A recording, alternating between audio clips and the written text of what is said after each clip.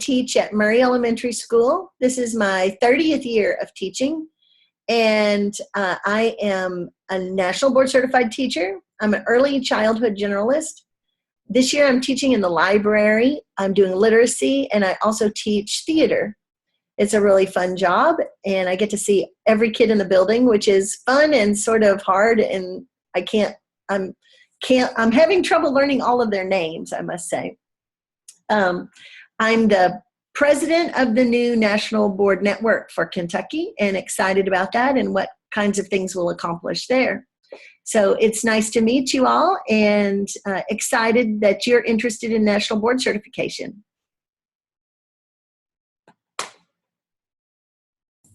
Great. Thanks, Holly. My name is Suzanne Farmer, and I'm also a board certified teacher. And like Holly, I'm an early childhood generalist. My classroom background is preschool and kindergarten primarily. I was interdisciplinary early childhood educator and spent about 7 years in that work and about 7 years as a math interventionist for elementary grades. And then I took the position that I have now, which is to support, to work with the National Board to support teachers in becoming board certified, amongst other things, through a project called the Network to Transform Teaching. So Kentucky is one of those sites, and I'm on leave from my school district in Danville to do that work.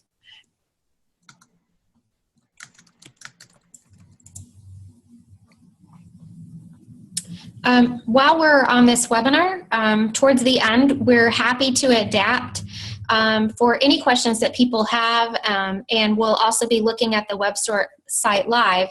But the presentation that we're going to start with is really going to focus on why to board certify, to understand the process of board certification, and we'll also be showing you where some resources are and navigate the website a little bit.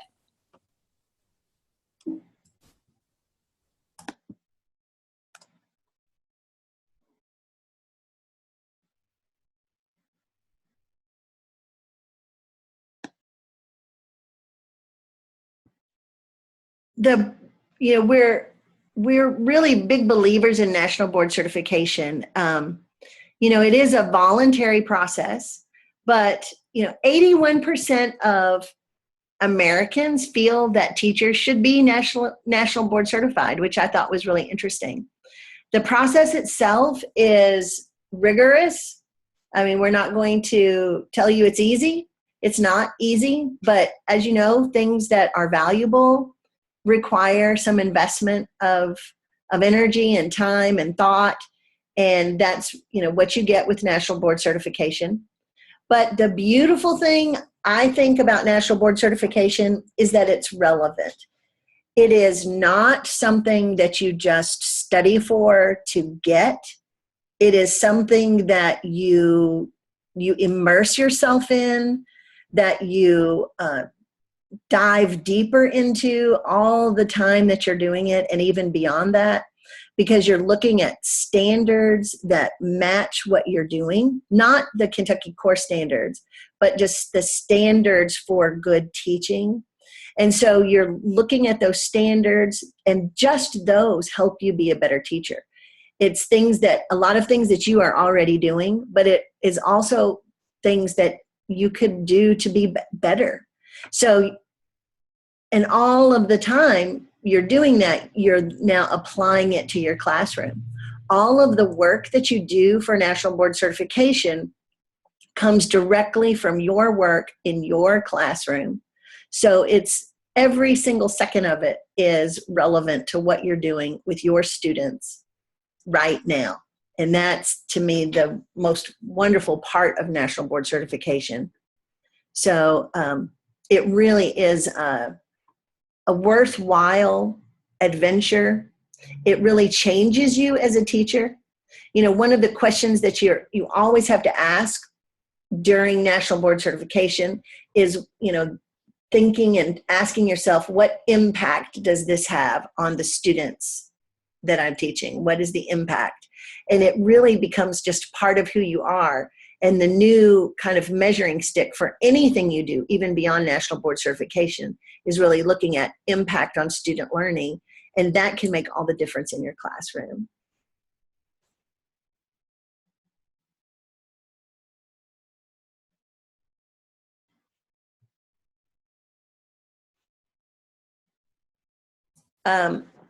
The impact of national board certification has been proven. I mean, I know for my own self that I could feel the impact it was having, but there have been numerous studies that show that national board certified teachers do impact the students that they teach to a greater degree than people that are not certified.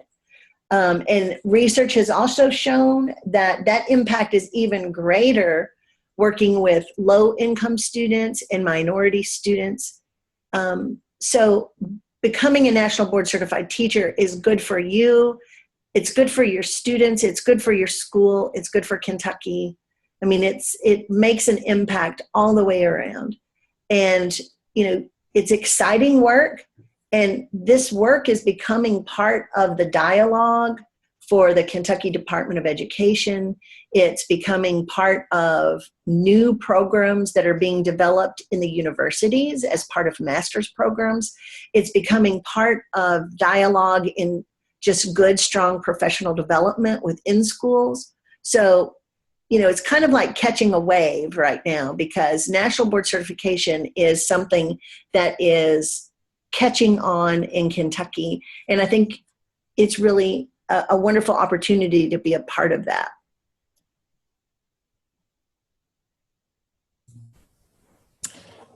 And actually, for me, when I certified as a fairly new teacher. I certified the first year that I was eligible for certification, and to me, the impact was the real draw on becoming certified, because every time I would talk to a colleague that I really admired, and I'd say, "So how did you know how to do that?" Or "Where did you learn that? And you're so good at this." And she just kept saying, "You need to board certify, you need to board certify, you need to board certify." Board certification helped me with that. Board certification made me really think about that and to get better. And as an early career teacher, I felt really, in many ways, unprepared to teach my students in a way that they really needed me. So I became board certified primarily for the impact.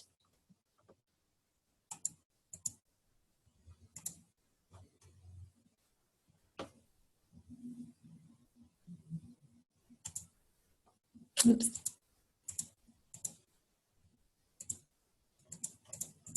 Sorry. How's that?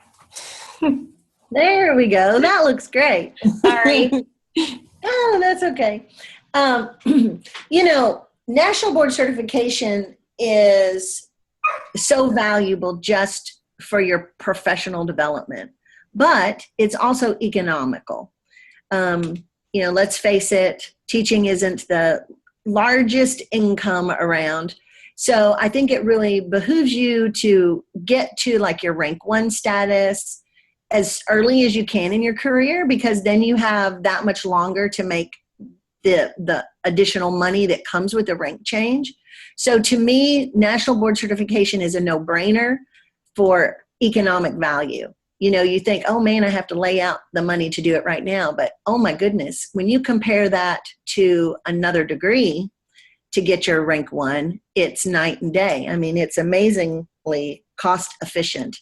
You, right now, there's legislation that secures a $2,000 stipend for the life of your certificate if you're teaching in your certification area. So that's a $2,000 bonus that you get each year. Now that isn't a guarantee because it is a legislative decision, but it has been in place for a good while, and we feel confident that it will stay there for a while anyway. But even if you did not get that $2,000 stipend, if you have a master's degree, then national board certification gets you to rank 1. And for me, I mean, that was like $4,000, $5,000 raise because I was on a step anyway for like number of years or something. So that's huge. So, you make the money back that you invest. It's the best investment you can make, let's say, because you make it back in your first year. So national board certification is a very economical way to get you to the higher ranks of teaching.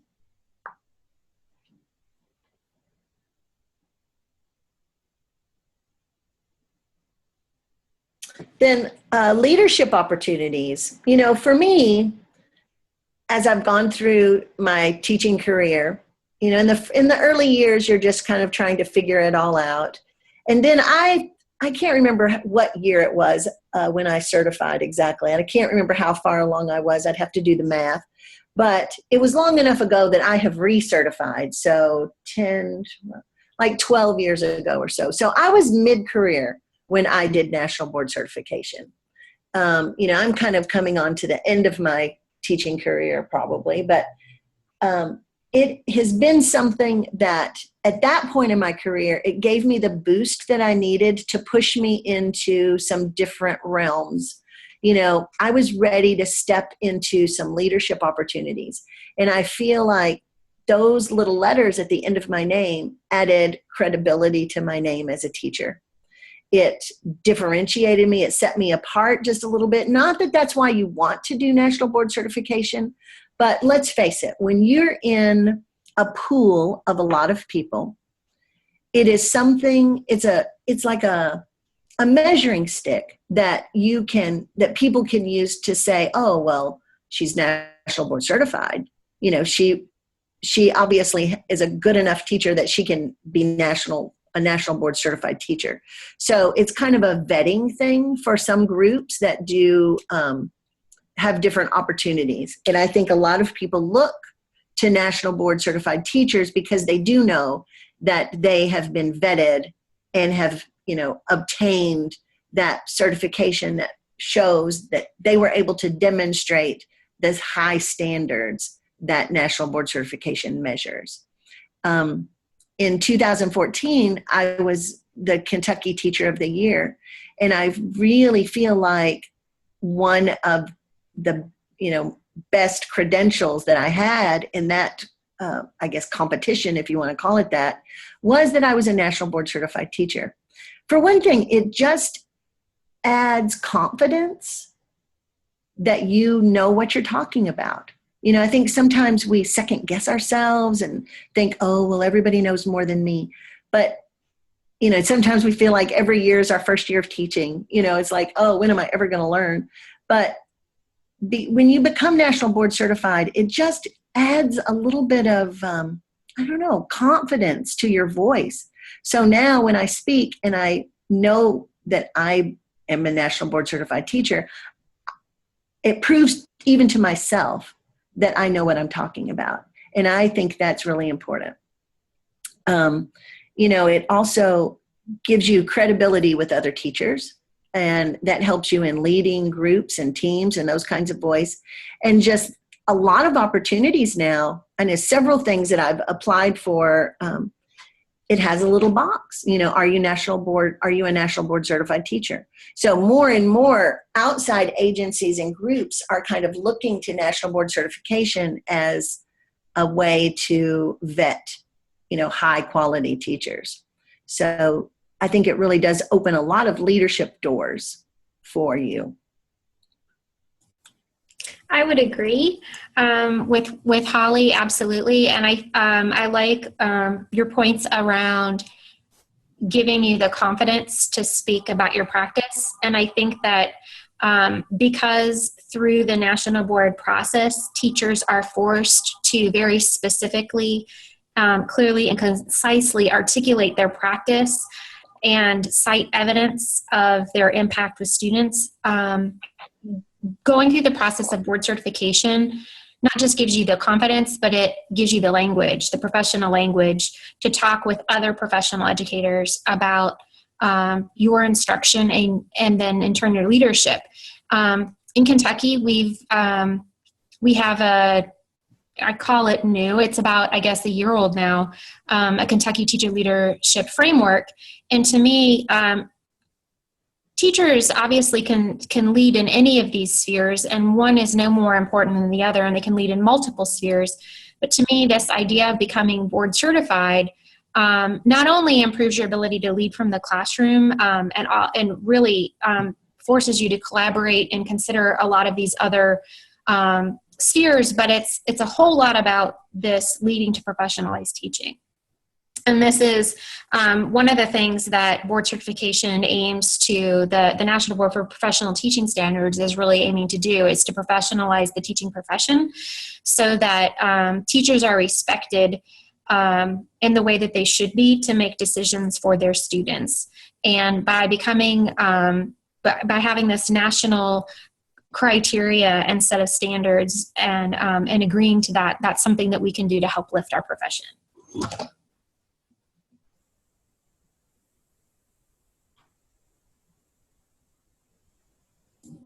So we're switching gears a little bit here and talking a bit about some of the logistics.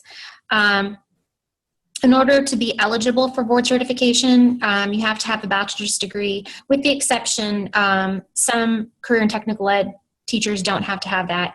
A valid teaching license.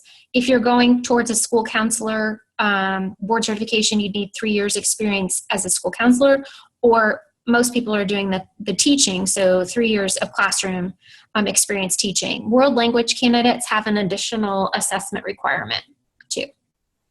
And there's a lot more about that on the website. The process that's involved in board certification, there's 4 components, and they can be completed in any order and in any combination. So I hesitate to call them by their numbers because it leads to a lot of confusion. However, there's one component, that's component 1, that's about content knowledge, where teachers schedule an assessment at a testing center, and it involves multiple choice and constructed response items to demonstrate that they have the content knowledge as a board certified teacher. And then there's 3 portfolio components that are submitted electronically, and they each require evidence of a different kind. So component 2 is differentiation of instruction, and in that portfolio entry, teachers are required to submit evidence of student work to show how they differentiate for students. Component 3 is teaching practice and learning environment, which uses videotapes of instruction for evidence. And then component 4 is the effective and reflective practitioner piece. And in that, there's evidence of analyzing assessments to look for trends and determining what your students need and how you lead, learn, and collaborate to address those needs and what kind of impact you're having on your students based on those leadership decisions. To submit each of those 4 components the first time, that has to be done between 1 and 3 years. So you could finish in as little as 1 year, and by your 3rd year of candidacy, you have to have submitted each of those the first time. But there's additional time if needed for retake. Each year, candidates, so by year, that's like a school year. Even though the deadlines are in January, the candidate year follows a school year. So we're in the 16-17 school year and candidate cycle, and each year candidates register. If you haven't already registered, you first create an account and then register. The registration date and the date to pay for any components this year right now is January 31st. And then the window to submit your components or to take the assessment is in the spring. The deadline to submit components will be sometime in March, and the deadline to have taken the assessment will be sometime in June. Those exact dates haven't been set yet, but we're going to show you when we get to the website where you can find those dates as they're updated.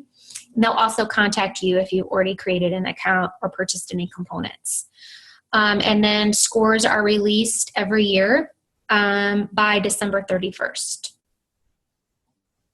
So we were kind of wondering if you all wouldn't mind to put in the chat box if you've already registered or created an account, or if you're using this webinar to determine whether or not you want to pursue candidacy.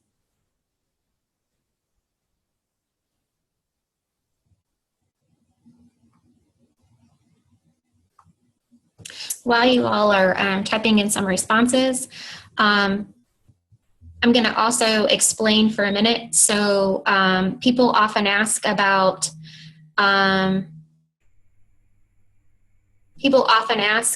so when I submit my things in the spring, but I don't get my scores back until sometimes December. So if that's the case, then do I have to wait to December before I keep working the next year if I'm taking multiple years? And absolutely not. In fact, you can start working before you even register. We'll show you where to find all of the directions and how to access what you would need to do and to start the process. And I don't advise anybody wait until they get their scores, because that's time that you could have been working with your students on the components. And you want as much time as possible. So great, it looks like we have some people that are considering it or that have already registered, and wow, one that's even paid for several components. So we have people in very different stages. The cost to register is $75 a year. So if it takes you additional years to submit everything, then you'd have to pay that each time. So you actually don't really save that much money by doing it in 1 year. So unless you really want to get it done quickly, you may want to take your time and make it a little more manageable. It's really nice that the National Board has revised the process so that it can be more flexible and accommodating to teachers' lives. The components cost $475 each, and if you retake components, there are additional costs.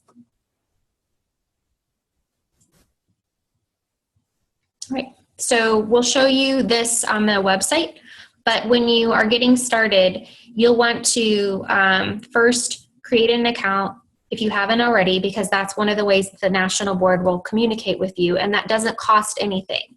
The registration is $75, and we'll also show you where you can get on and begin reading your standards and find the component instructions. You can do any of those things without paying anything, but you'll also want to, of course, purchase components before the deadline too.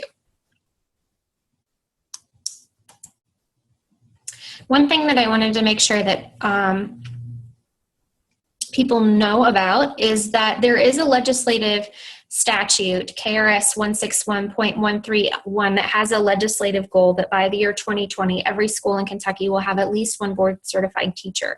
And this is a really great legislative goal and speaks to the importance and value that Kentucky places on board certification to that, so that this is something that we want to be equitable for all students. That we know that when you have a board certified teacher in your school, you're also more likely then to have more candidates in those schools. So we have been watching that data, Holly and I, for a while, and there teachers that are in schools without board certified teachers are less than half as likely to pursue board certification. And the more board certified teachers you have in your school, the more likely that there's going to be candidates, and there's more likely there'll be more of them going through the process together. So in order to encourage people to take that chance to be the first board certified teacher in their school, which can be a little intimidating. I was the first one in my school, and I know Holly was too, and it just feels like a lot of pressure because a lot of people are watching you. and you don't really have anyone down the hall that you can ask questions of. So there's an application on the kynt3.org website to apply for that incentive, which is a reimbursement of $150. It's a one-time only incentive, and that is a reimbursement that gets processed in the late summer after people have submitted their components. I'm going to mute and let Holly talk a little bit about some of the supports. Well, you know, we do have some different ways that we can support you in your national board journey. I mean, of course, the heavy lift is certainly yours. And the sooner that you can jump into studying your standards and reading your directions, the better. Don't wait for somebody else to walk you through it. Read it 2 or 3 times, just even before you get started. It's the more you read it, the more you understand it, and the more you start to internalize it, especially those standards. And we'll kind of show you where to find those if you haven't located them. But the Kentucky Education Association has some jump starts that they have created. They're very effective. They're very, they really help you do exactly that, kind of get a jump start on those components. They have, I think it's a 2-day, they've just kind of revised it over the summer. So I believe it's a 2-day workshop, and I can't remember off the top of my head exactly how much it is. It's not free, but it is worth the money. You go, you really break apart the standards, you talk in small groups, you discuss things, you really look at your practice, analyze things that you're doing in your classroom. So all of those things that will help you think more critically and deeply about what goes on in your own room. You also learn about the different kinds of writing, because for the different components, you'll do descriptive writing, you'll do analytical kinds of writing, and you'll do reflective writing. So they do some activities there that help you kind of pinpoint when you need to do those different styles and kinds of writing. So there's a lot of value in that. 2-day, 2.5 days, says Rose. Okay, for $500 if you're not a member, $200 if you are a member. So if you're not a member of KEA, that would be worth joining right there, I think. But they are good. They are on the KEA website, so go and sign up for them if you want to. But you certainly don't have to do a jump start either. That is totally up to you. It kind of depends on your style. If you, you don't have to have any kind of support if you don't want it. Then we're also going to offer some kind of webinars, kind of like this, where we can chat about things, where we can, help each other a little bit. There may also be some cohorts through KEA in your area. So those are some things you can look to. I know Western Kentucky University has some support that they offer too. It's kind of similar to Jumpstart. And they also have some opportunities where when you're a little further in the process, you can get together and read each other's things and give feedback, that kind of help. So, all right, they already had a Jumpstart in October, but I do know they have some other ones scheduled. Anybody on the chat right now, have any of you done any of the jump starts? Lisa, Murray State, I don't think so. I don't think they have any support, but you might call the Teacher Quality Institute and ask them. I think that would be something they should look at doing if they haven't already. I think the Teacher Quality Institute would be a great place to have some support like that. I know the English department does have some support, but it is in conjunction with their doctoral program. You can get a doctoral degree in pedagogy through the English department, and National Board Certification is a significant part of that. They're working on and developing a master's in teacher leadership, that includes national board certification, which sounds really cool. But it's in development right now. Several school districts are starting to look at how to support candidates within their district. And so if your school district isn't currently doing that and you think that they might be responsive to that, feel free to email me and let me know who to communicate with at your district, because that's a part of the work that we're trying to do with the NT3 grant, is to support that and to help people to get started. Some educational co-ops are also looking at creating candidate support. I know, for example, that GREC is looking at building candidate support, but it's very early in the process, so I don't think they have anything yet.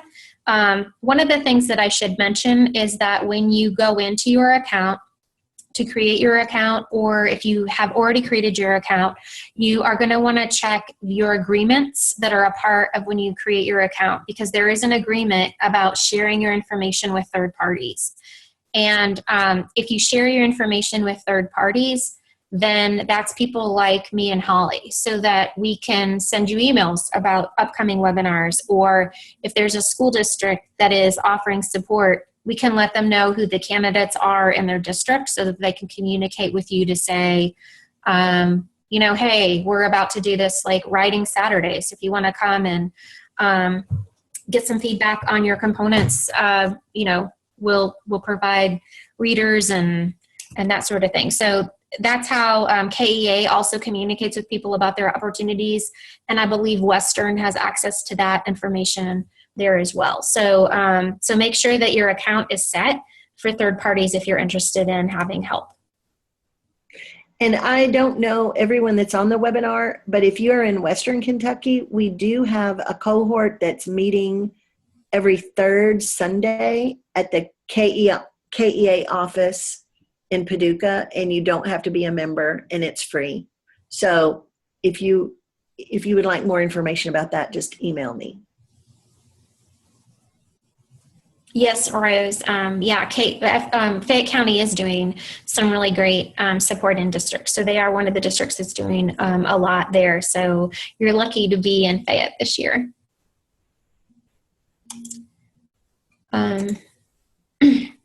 When you have questions about board certification, we'll show you where the guide to national board certification is, which has a lot of helpful answers. But if you can't find your answers in that guide and have very specific questions, the best place to go is 1-800-22-TEACH, or the NBPTS candidate support at pearson.com can be emailed with questions. If there are Kentucky questions, Holly and I are happy to try to get you answers or to lead you to the right resources.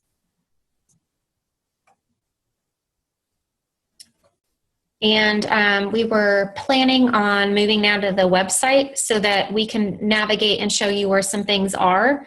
If you have any specific questions and want to type those in the chat box, we'll also get to those as we're navigating the website. So I'm going to exit share for a minute while I get to the website.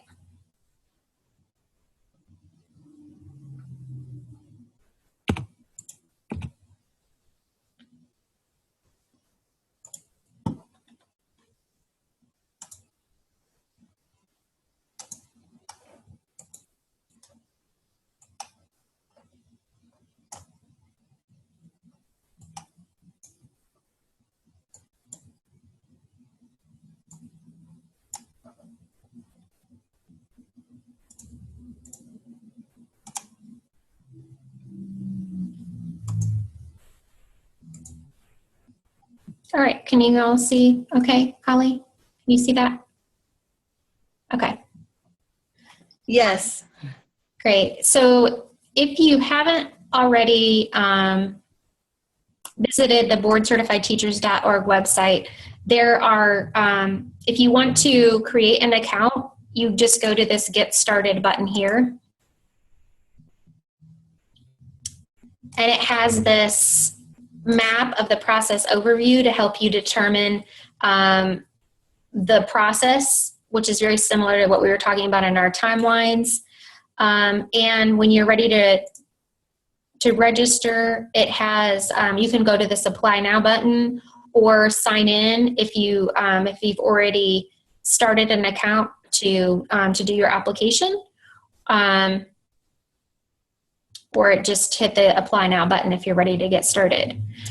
At the top, there's several tabs, and the For Candidates tab is the one that has the resources for candidates. This First Time and Returning Candidates is where most things are.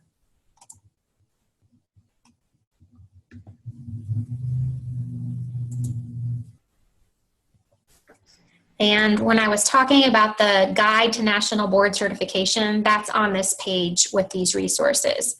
These resources that are on this page are updated electronically. So if you visit this page, it is helpful sometimes to have things printed like this guide, but then make sure that you visit back because they will update these dates in the front of this guide. So the guide has really important things about the deadlines. So right here,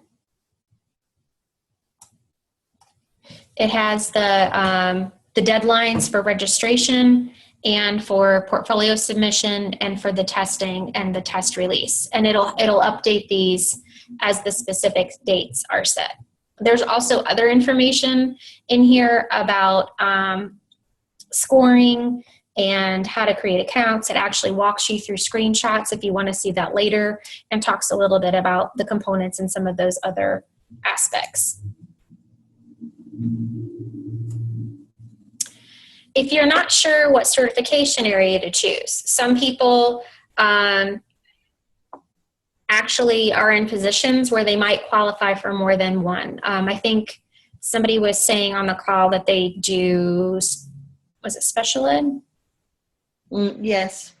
Right, for young children. So you could do the exceptional needs specialist, or you may even want to do, depending on the type of work that you do, some people choose to do like literacy if they're more of a literacy interventionist, or you may choose to do like early childhood generalist.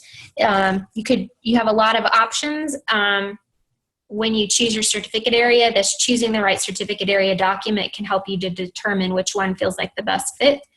However, just make sure in Kentucky that you are working in the certification area, that you certify in something that you're going to be working in. In order to get the stipend, you need to be in your certificate area, and it does not add an additional any additional teaching options to your certificate. So, for example, I was an early childhood generalist, but my certificate in Kentucky is an interdisciplinary early childhood educator, which in Kentucky means I can teach in public schools in preschool or kindergarten. And with National Board, the early childhood generalist certificate goes through age 8, but that doesn't mean that I can teach first or second grade in Kentucky. I'd have to go back to school to add that to a Kentucky certificate. The certificate standards and components page is where you find the directions for each of the different certificate areas. So the certificate areas are in this first column on the left in terms of the discipline, and then you have your developmental level. So early childhood, middle childhood, early adolescence through young adults, or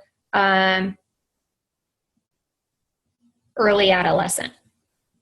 And each of the components, you actually download the directions through hyperlink. And I'll also show you where component 4 instructions are. They'll be released in next month officially, but I can show you where to find them if you want to start reading those and getting started. Holly had talked a little bit about the standards and how when she's referring to standards, it's not the Kentucky teaching standards or the Kentucky core academic standards, but the national board standards. And the national board standards and reading your standards is a really important place to start with the process. So I'm going to go to the early childhood generalist because those are Holly and I standards. when you go to those standards, each set of standards is about 50 to 100 pages long. So ours are 91 pages for this set, and they're very different. They're not boilerplate. So every set of standards was written by teachers for teachers, and every word is chosen very carefully about what is in here. And the standards have some themes that are in all of them, but each set actually has they're not a set number of standards within each certificate area. Some have more or less, and the titles of each are a little different. But everyone will have standards around knowing your subject and knowing your students, and equity, fairness, and access, and reflection. They'll all have different standards, but they all have those same ideas. So at the beginning of each set of standards, there is, sorry about that. I'm just kind of scrolling through here. Here's one thing that's important to note is at the beginning of every set of standards, there's some articulation around what's called the 5 core propositions. And the 5 core propositions are tenets that are the same for all certificate areas, that all board certified teachers are expected to demonstrate the 5 core propositions, which are that teachers are committed to students and their learning, teachers know the subjects they teach and how to teach those subjects to students, teachers are responsible for managing and monitoring student learning, teachers think systematically about their practice and learn from experience, and teachers are members of learning communities. I'm going to mute for a second and let Holly talk. I think one of the first things that you want to do is print out your standards. You know, I would even maybe suggest taking them somewhere and getting them bound and just start carrying them around with you. Start reading them whenever you have a few minutes, because you really need to internalize these standards. They are going to be, you're going to be providing evidence throughout your portfolio writing that you meet these standards. So you really need to have what they are as part of your core being. It is a lot of pages, but it's all really important stuff. Those 5 core propositions are the same for everyone, and all of the standards kind of relate back to those. That's kind of like the framework that are kind of like the columns that hold up all of the standards. So all of those documents are important. Then the architecture of accomplished teaching is another important piece of all of these foundational pieces of the work. So you'll want to really look at that. It's really about good teaching. You know, the 5 core propositions are part of that architecture. When you look at the way that the double helix, moves, you'll see that, and the very first thing you do is getting to know your students. So a lot of articulation in the standards, it's really about getting to know your students, getting to know your families, the things that you do to accomplish that. How do you get to know them in a really well-rounded way, and knowing where they are right now, and then setting goals for them. And then, implementing and designing the instruction to reach those goals. Then the whole evaluation, you'll see standards all about, evaluation and assessment. So seeing if you're meeting the mark, for your students, and then reflecting on that. You have standards about reflection. So looking to see, thinking about what you're doing, thinking about how it's impacting the student learning, and then setting new goals, because now they're at a different place. So it's part of who we are, but maybe we don't know how to articulate this. So as Suzanne said earlier, a really great part of this is it starts giving us language where we can really talk about what we're doing in our classrooms. So all of these core things, the the architecture of accomplished teaching, the 5 core propositions, and the standards. Those 3 things I would suggest that you get printed out right away and start really diving into those and thinking about them.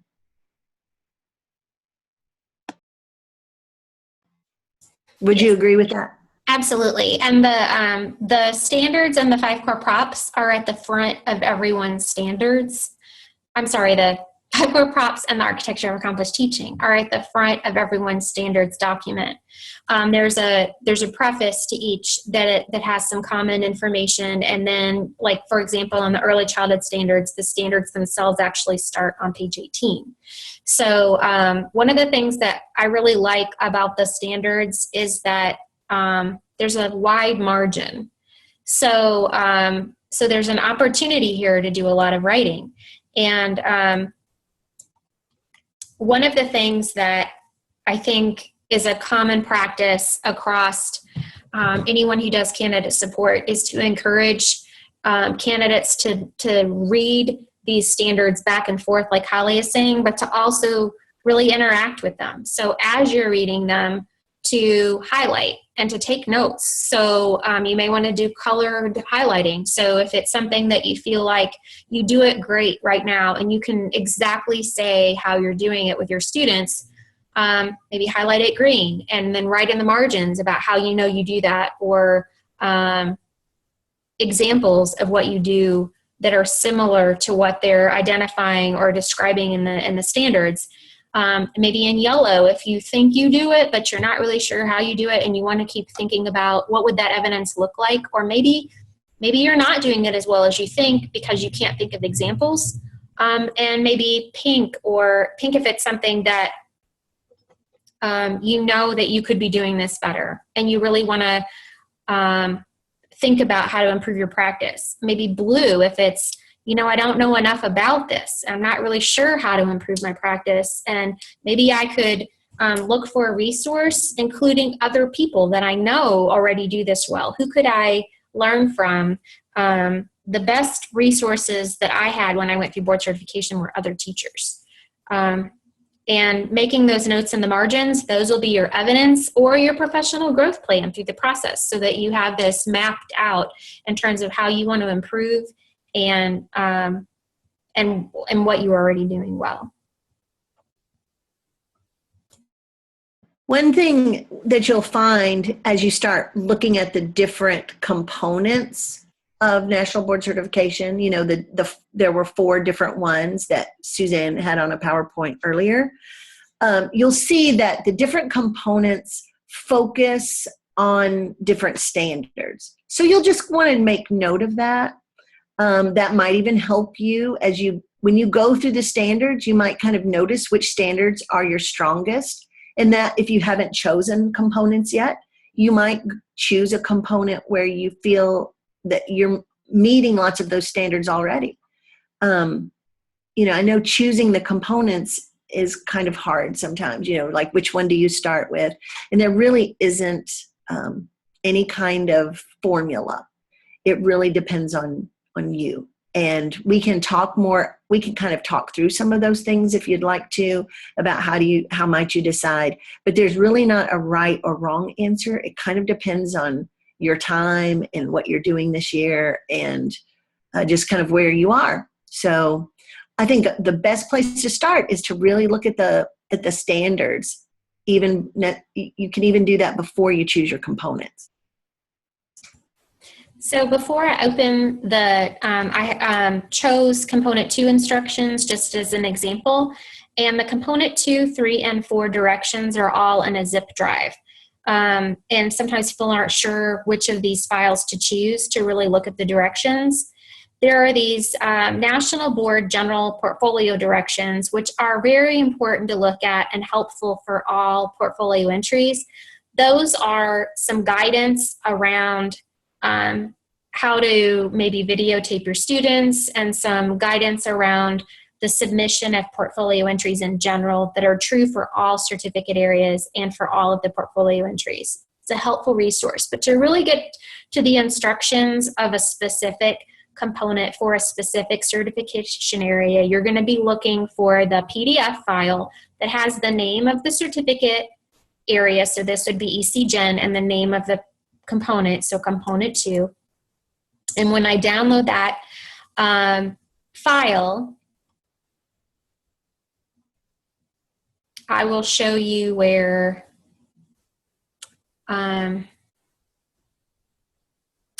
hold on, it's still downloading.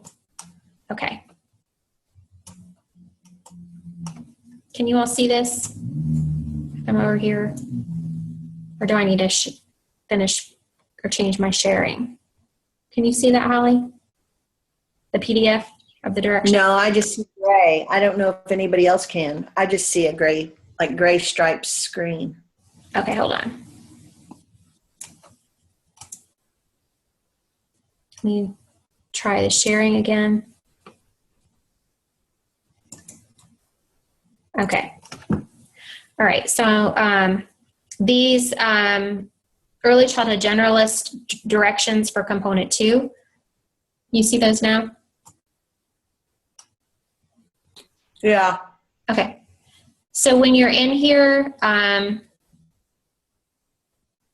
it has an overview of what's expected for this component. And at the very beginning of each one of these, on the first page, there should be a list of the standards that that component is connecting with. You can see on this one, there's a lot. A lot of the standards, it looks like all of them except for component or standard 10 in the early childhood standards will all be evidenced with this one entry.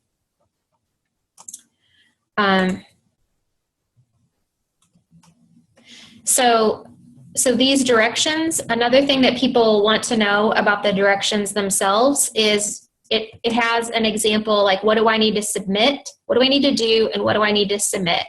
This is a really quick and easy place to understand what you're expected to do and what kind of evidence you need to submit for that. And then later in the documents, it actually gets to the questions you have to answer.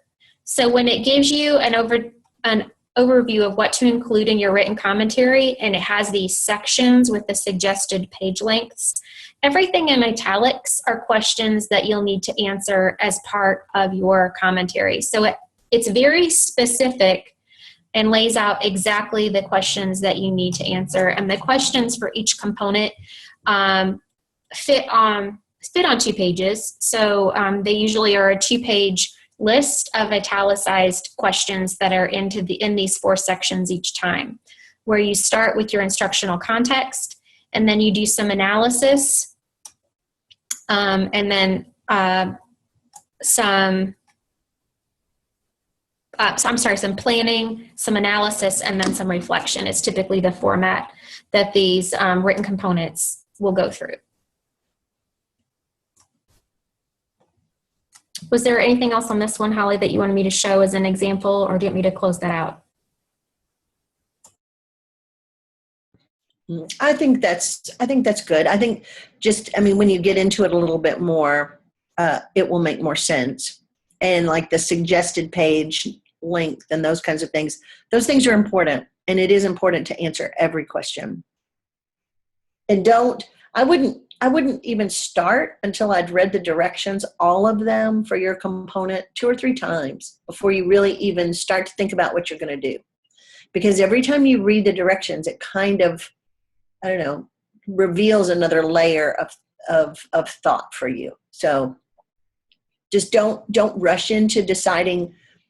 Sometimes people say, okay, I want to do this. I have this unit that I love and this, and they try to force it into something.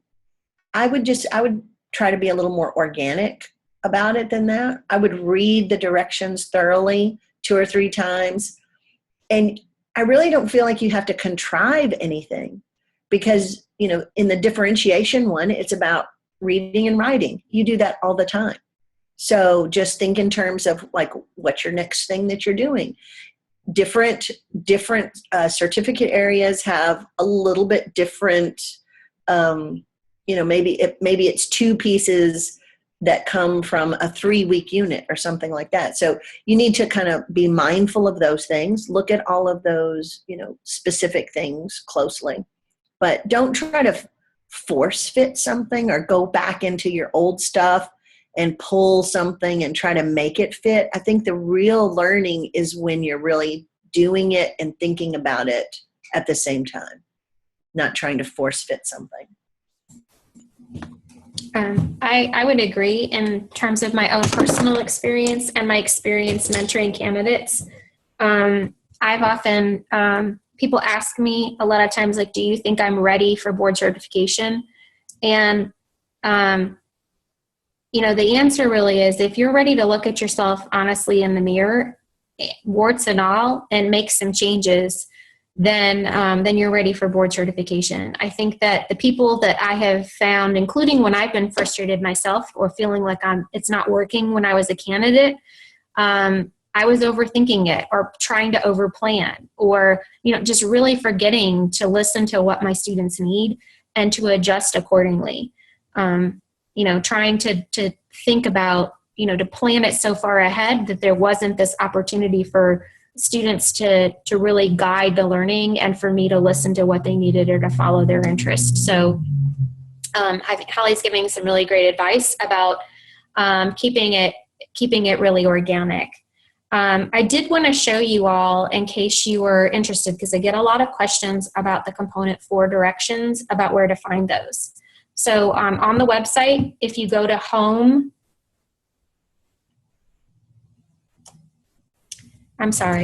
we can still go to the 4 candidates.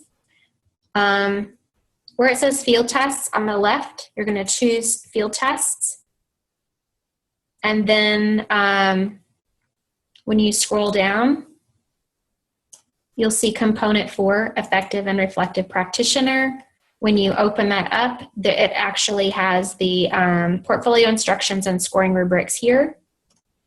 And so you can choose your certificate area here.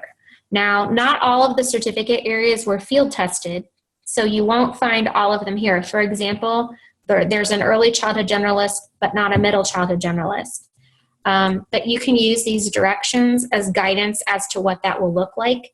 As far as I can tell, the directions are the same for every certificate area. The only differences are which standards they are connected with, because each certificate area, the standards are a little bit different. And I'm going to mute, and if anyone would rather grab the mic to ask questions, I can give you an opportunity to ask those directly if there's anything that we haven't addressed that you'd like us to show or answer, and also if Holly has anything else to add.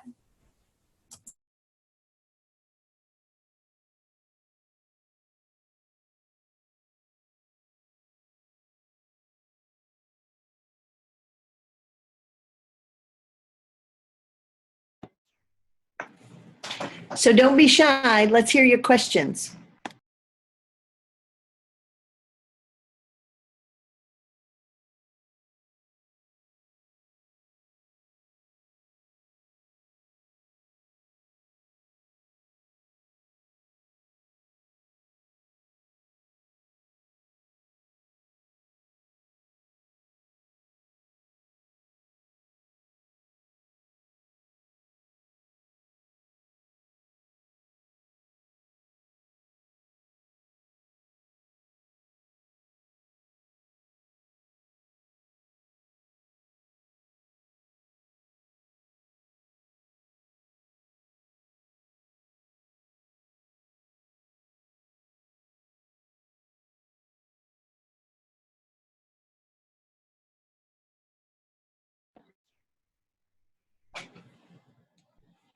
All right, thanks. So Lisa, when you're looking for the directions for the component 2, you're going to go, when you're at the first time and returning candidates page in the certificate standards and instructions document, this last column is the standards. So that's probably what you're choosing. If you go to the component 2 link, and when you open this zip file, you'll choose the one here that's EC Gen Component 2 PDF.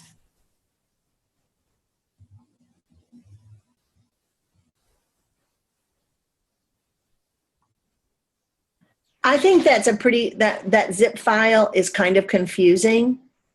So just, it kind of gives you all of those choices, but the component to PDF, that one that's kind of right in the middle, is the one that actually has the directions for the component. Then it also, those other things are important too, but they're important a little bit later. You know, it's like you have to have student release forms. So you'll want to, actually you want to go ahead and get those printed out and get those to your students so that you can submit their work. So that is something you would need to do kind of at the front end. That NB3 general portfolio instructions, that's the thing that Suzanne was talking about earlier, that it's the general things for all portfolios, no matter what certificate area. And it has a lot of nice materials and things, so don't make that a throwaway. I mean, like you can see there in that table of contents, you know, it's got some good general things like analyzing student work and recording videos for component 3. So it's got some good stuff. You do need to read through that stuff. And like formatting for like electronic submission, when you get to that point, you're going to, you know, want to make sure you know what you're doing to submit online. Another helpful section of that is this idea of writing about teaching, because for each one of the sections of your portfolio, they're looking for a different, like there's different, I shouldn't say each section, but they're looking for different types of writing, sometimes descriptive and sometimes reflective and sometimes analytical. And this helps you to think about what kind of writing you're using when you're writing about your instruction. I'm sorry, Holly. Oh no, that's great. We've got a question about exceptional needs, so I'm going to pull up those directions.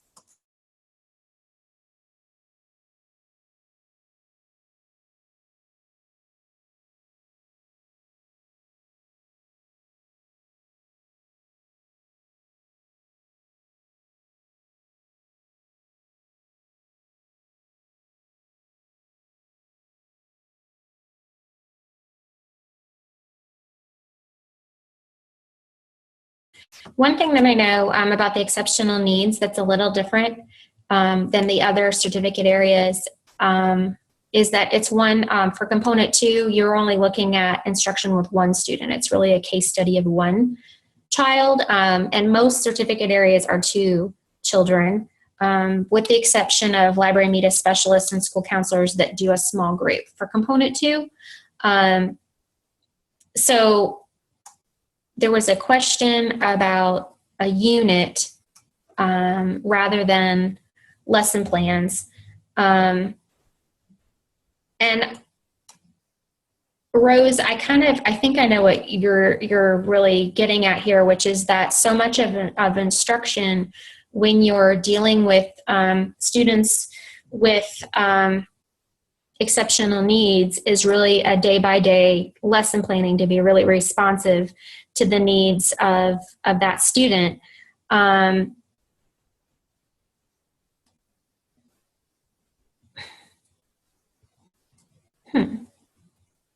reading Lisa's comment in the box too. But by unit, that could be the overarching goal that you're trying to achieve with your day-by-day lessons, if that helps. I'm going to mute for a second and see if we can also tackle what Lisa's trying to get at. Holly, did you have anything to add on the unit? No, I was doing a private message to Lisa. I was asking about what certificate area, and she said she's early childhood generalist also. So I'm not sure, since you're clicking on. I mean, this is what Suzanne is clicking on is the live website for boardcertifiedteacher.com. Now that is something that you have to always make sure that you're at the right website. I don't think that's your problem, Lisa, but There are two websites, the old one and the new one. So always make sure you go to the correct one.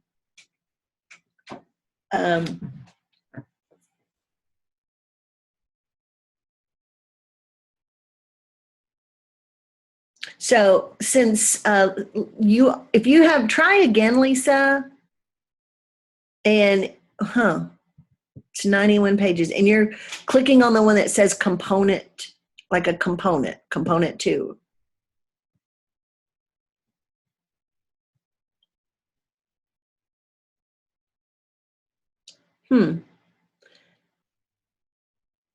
That's very strange.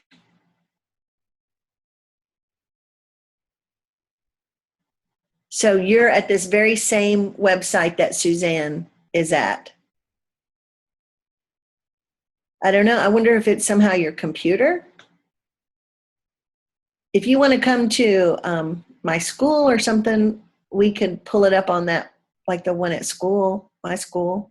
Have you tried it on your school computer or just your home? Lisa, if you want to share your screen, I'm going to stop share. And if you feel comfortable sharing your screen, you can choose the option on your screen that it has should be like a box with an arrow that you can click on and choose your screen to share, and we can walk you through yours. Okay. Yeah.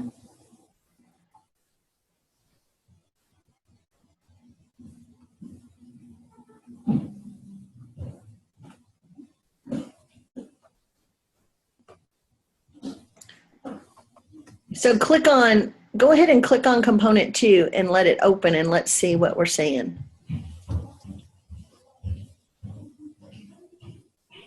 I don't see the file choices. Do you see them, Holly?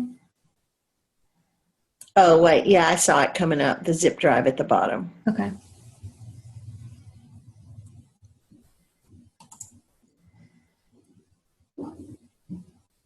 I don't see it now, though.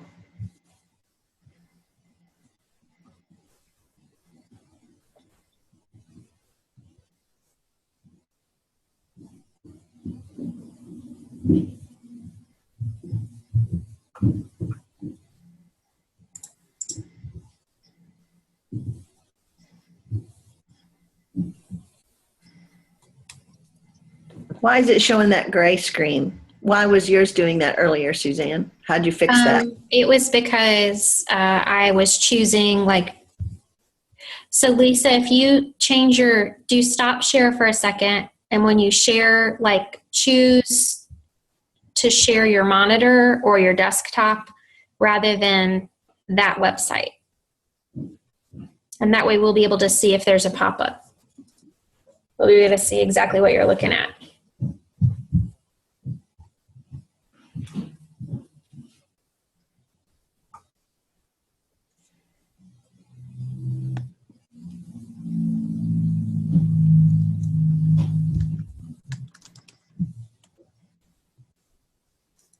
That's really bizarre. Okay, try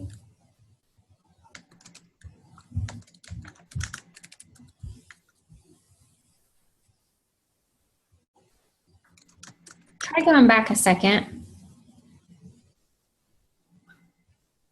I'm going to stop the recording so that we can problem solve this. And if people have questions, we'll still be on here. I'm just not going to record the rest.